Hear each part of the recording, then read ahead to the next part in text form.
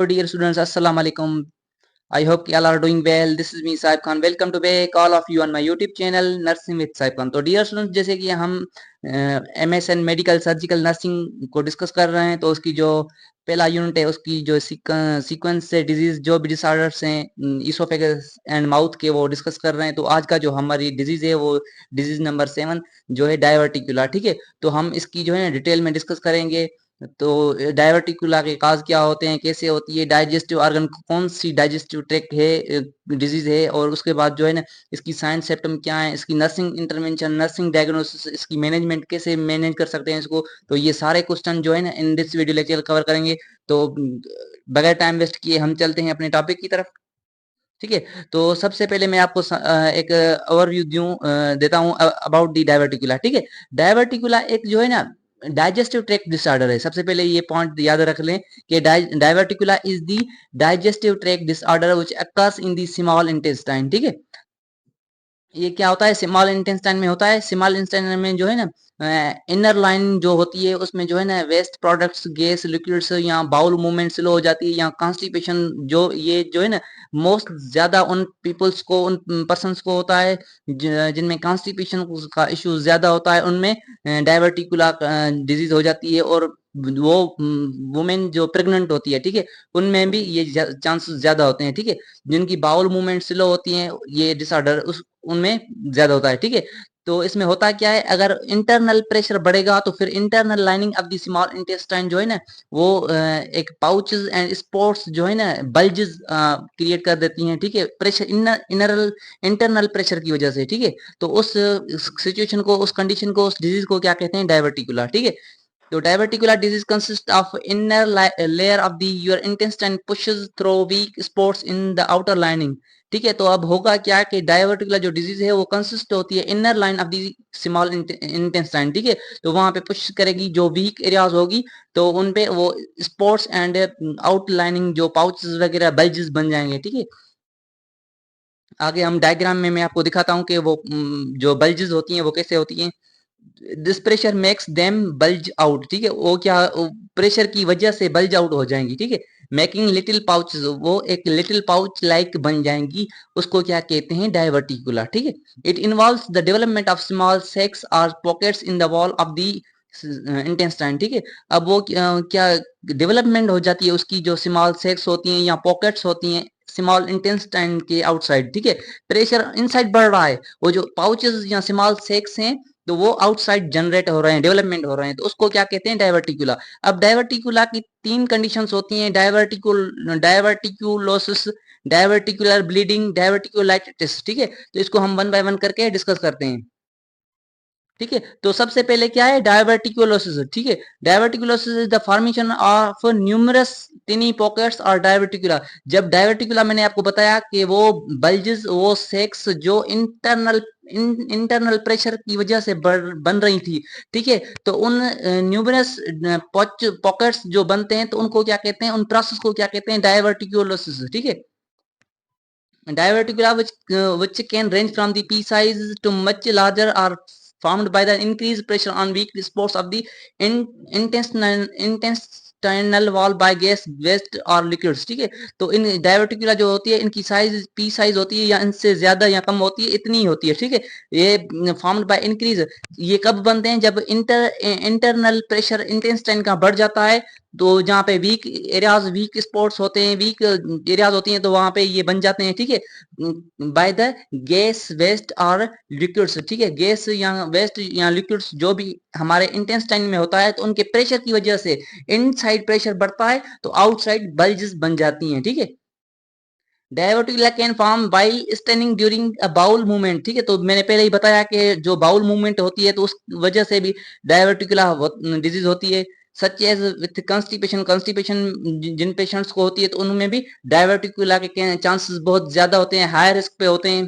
ठीक है, they are most common in the lower portion of the large intestine. ठीक है, तो ये लार्ज इंटेस्टाइन के जो है ना लोअर रीजन जो होता है उसमें मोस्ट कॉमन होता है, जैसे कि सिग्मोइड कोलन। ठीक है, सिग्मोइड कोलन में ये मोस्ट कॉमन होता है क्योंकि लार्ज इंटेस्टाइन में डायवर्टिकुलोसिस होती है। ठीक है, उसके बाद डायवर्टिकुलर ब्लीडिंग, ठीक है। अब जैसे कि मैंने आपको बताया डायवर्टिकुलर क्या होता है, डायवर्टिकुलोसिस क्या होती है, ठीक है। अब जो डायवर्टिकुलोसिस, जो पाउचेस हैं, जो बल्जेस हैं आउटसाइड लार्ज इंटेस्टाइन बन रही हैं, ठीक है। तो अब वो बल्जेस या सेक्स जो पाउचेस हैं, ठीक है, तो उनकी इंजरीज होगी, उनमें उनमें इन्फेक्शन होगा, ठीक है। उनकी जो स्मॉल ब्लड वेसल्स है वो जो है एक दूसरे से रिप्चर होगी, ठीक है। तो उनमें क्या होगी, ब्लीडिंग होगी। वो ब्लीडिंग हम जो पेशेंट्स होते हैं तो उनके फीसेस के साथ आती है, तो उनको क्या कहते हैं, डायवर्टिकुलर ब्लीडिंग, ठीक है। Diverticular bleeding occurs with chronic injury, ठीक है, to the small blood vessels that are next to the diverticula, ठीक है। तो ये क्या होती है कि ये फीसेस के साथ आती है, तो इसको क्या कहते हैं, डायवर्टिकुलर ब्लीडिंग। वो जो स्मॉल ब्लड वेसल्स होती हैं तो उनकी इंजरीज हो जाती हैं, ठीक है। जाहिर सी बात है, इंजरीज होगी तो ब्लड फ्लो होगा।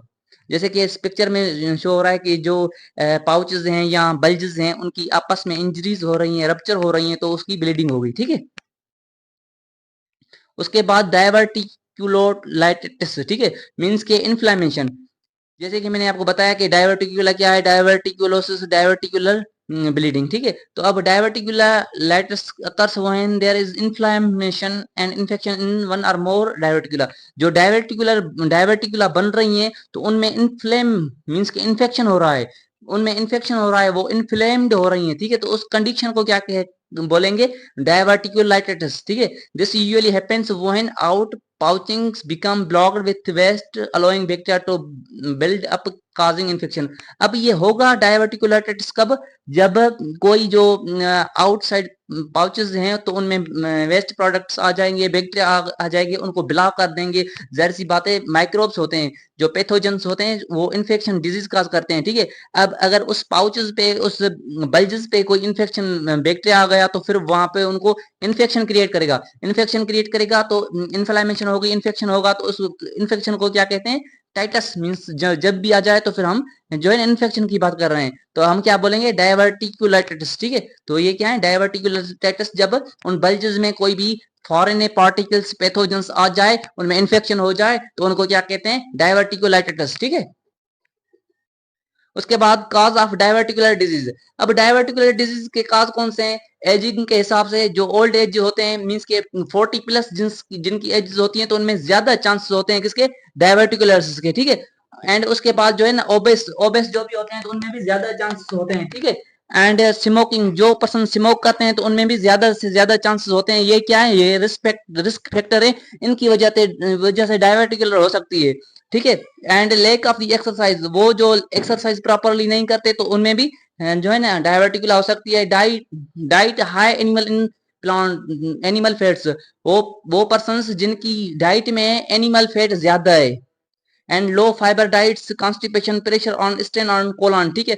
जिन को स्ट्रेन मींस के कोलन पे प्रेशर है, तो जाहिर सी बात है कोलन पे प्रेशर बढ़ेगा तो आउट बल्जेस बनेगी, ठीक है। And certain medication, several drugs are associated with increase risk of the diverticular disease including steroids and opioids, ठीक है।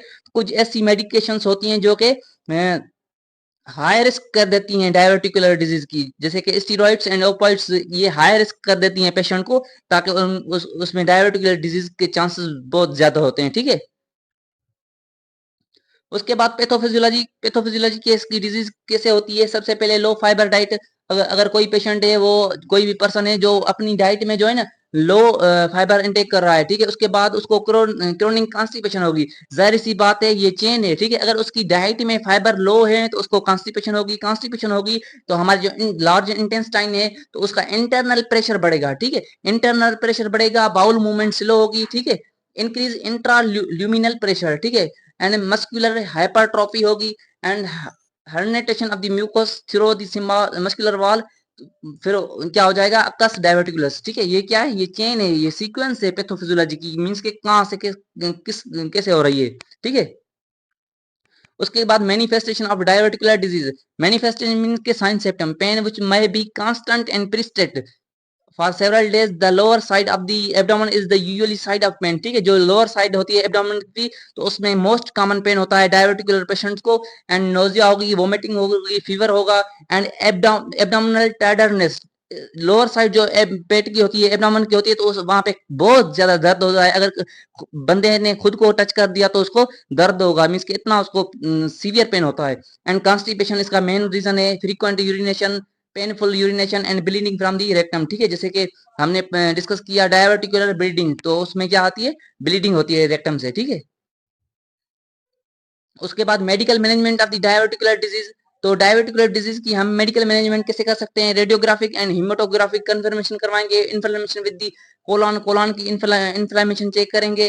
ट्रीटेड इनिशियली विथ एंटीबायोटिक, सबसे पहले उसको एंटीबायोटिक देंगे, फिर उसके बाद लेक्सेटिव्स एंड एंटासिड्स, जैसे कि स्पंगोल वगैरह हो गया तो वो भी उसको देंगे। एंड एंटासिड्स भी, जो एंटासिड्स वो मेडिकेशंस होती हैं जो कि एसिड को डिक्रीज कर देती हैं। ठीक है, and provide a bowel rest, उसको बाउल रेस्ट करवाएंगे। Limit diet until pain resolve. ठीक है, उसकी जो है ना डाइट को लिमिट कर देंगे तब तक जब तक उसकी जो है पेन रिलीफ ना हो। डाइटरी मॉडिफिकेशन, उसकी जो डाइटरी प्लान है जिसको वो इनटेक कर रहा है, तो उसमें मॉडिफिकेशन लाएंगे। मीन्स के उसका अगर स्पाइसी फूड है या कोई बिरयानी वगैरह है तो ऐसी चीजें उसको नहीं देंगे। उसमें जो है ना मीन्स के वेजिटेबल्स एंड हाई फाइबर जो है ना उसको बहुत ज्यादा इनटेक करवाएंगे, ताकि जो है ना उसकी कॉन्स्टिपेशन रिलीव हो।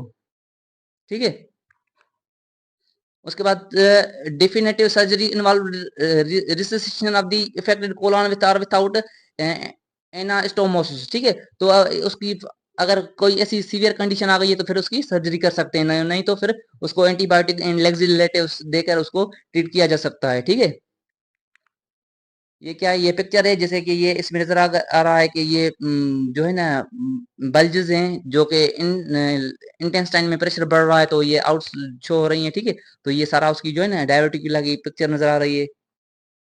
उसके बाद nursing intervention, reinforce patient education regarding dietary modification, उसको जो है ना पेशेंट को एजुकेट करेंगे according to their dietary modification. ठीक है, उसको अपनी डाइट के बारे में बताएंगे तो कि उसको कौन सी डाइट लेनी है इस डिजीज में। Increase fibre in diet including grain fruits and vegetables. Increase patient fluid intake, उसका फ्लूइड बढ़ाएंगे। Maintain input and output chart. ठीक है, उसको इनपुट एंड आउटपुट चार्ट पे जो है मेंटेन करेंगे, तो कितना जो है इनपुट ले रहा है, आउटपुट क्या दे रहा है। Check vital sign including pain, उसको चेक करेंगे वाइटल साइन के उसको पेन तो नहीं है। ठीक है, observe stool for colour and consistency, उसका स्टूल ऑब्जर्व करेंगे, उसकी कंसिस्टेंसी एंड उसका अमाउंट, ये सब कुछ मॉनिटर करेंगे। ऑब्जर्व यूरिनरी पैटर्न के, उसका यूरिनरी पैटर्न देखेंगे कि पॉली यूरिया है, ओलिगो यूरिया है, या यूरिन का कलर कैसा है, वो सब कुछ भी हम जो है ना ऑब्जर्व करेंगे। इफ सर्जरी बिकम्स नेसेसरी, अगर उस पेशेंट की सर्जरी नेसेसरी है तो ऑब्जर्व करेंगे routine pre operative and post operative nursing care. ठीक है, तो अगर उस पेशेंट की जो है ना सर्जरी बहुत लाजमी है तो उसको preoperative and postoperative care देंगे। Provide colostomy care after procedure. ठीक है, अगर उसकी जो है कोलोस्टोमी मीन्स कि सर्जरी हो गई है तो आफ्टर सर्जरी भी उसको प्रॉपर केयर देंगे। ठीक है, administer analgesics antacid laxative as ordered by doctor, उसको एडमिनिस्टर करेंगे। जो एंटीपायरेटिक्स होती हैं, पेन किलर ड्रग्स होती हैं, या एंटासिड्स लेक्सिलेटिव्स, वो जो कि डॉक्टर प्रिस्क्राइब कर रहा है, डॉक्टर जो है ऑर्डर दे रहा है। Provide emotional support to the patient, patient को प्रॉपर इमोशनल सपोर्ट देंगे। प्रोवाइड पेरिनल केयर और hygiene care to the patient. ठीक है, तो उसको हाइजीन के बारे में बताएंगे, प्रॉपर उसको हाइजीन केयर देंगे। Empty bed pens immediately, monitor patient for other complications including imbalance, obstruction and abscess. Regular exercise promote normal bowel function and reduce pressure inside your colon. ठीक है, तो उसका जो है ना एक्सरसाइज प्रोमोट करेंगे, नॉर्मल बाउल फंक्शन करवाएंगे, and उसका जो प्रेशर इनसाइड कोलन में है तो उसको रिड्यूस करने की कोशिश करेंगे, ताकि जो है ना प्रेशर रिड्यूस होगा तो डायवर्टिकुला के चांसेस कम हो गए। ठीक है, and try to exercise at least 30 minutes, उसको हम कोशिश करेंगे कि उस पेशेंट को जो है एक्सरसाइज करवाएं कम से कम 30 मिनट। ठीक है, उसके बाद हम लास्ट में डिस्कस करेंगे कि nursing diagnosis related to diverticular disease. तो मैं वंस अगेन आपको सबको ये बता रहा हूँ कि जो nursing intervention and nursing diagnosis है तो ये मोस्ट इंपॉर्टेंट है। ठीक है, अगर किसी भी पेशेंट को सॉरी किसी भी स्टूडेंट को जो है ना नर्सिंग डायग्नोसिस नहीं बनानी आ रही, या उसकी साइंस सिस्टम देख के नर्सिंग नंदा के रूल के हिसाब से नर्सिंग डायग्नोसिस नहीं बना रहा, तो वो मीन्स के उसका जो है ना डिजीज मीन्स के उसको समझ में नहीं आई। नर्स का काम है नर्सिंग डायग्नोसिस बनाना। आप सबको ये नर्सिंग डायग्नोसिस याद करनी पड़ेगी अकॉर्डिंग टू नंदा रूल्स। और ठीक है, तो हम डिस्कस करते हैं diarrhoea related to inflamed intestinal mucosa. ठीक है, ये क्या है, ये बी नर्सिंग डायग्नोसिस है। Altered nutrition that is less than body requirements related to diarrhea, pain related to inflamed bowel, a high risk of infection related to collection of fecal in diverticula। तो ये क्या है, ये सब नर्सिंग डायग्नोसिस हैं of the diverticular disease. तो dear students, जैसे कि आज मैंने इस वीडियो लेक्चर में जो है ना डायवर्टिकुला को डिस्कस किया है, तो इंशाल्लाह second video next video lecture में जो है ना मैं ईसोफेगल कैंसर को डिस्कस करूंगा। तो तब तक अपना और अपनी फैमिली का बहुत ज़्यादा ख्याल रखिएगा और मुझे अपनी खास दुआओं में याद रखिएगा। इंशाल्लाह तमाम जल्द मिलते हैं नेक्स्ट वीडियो के साथ।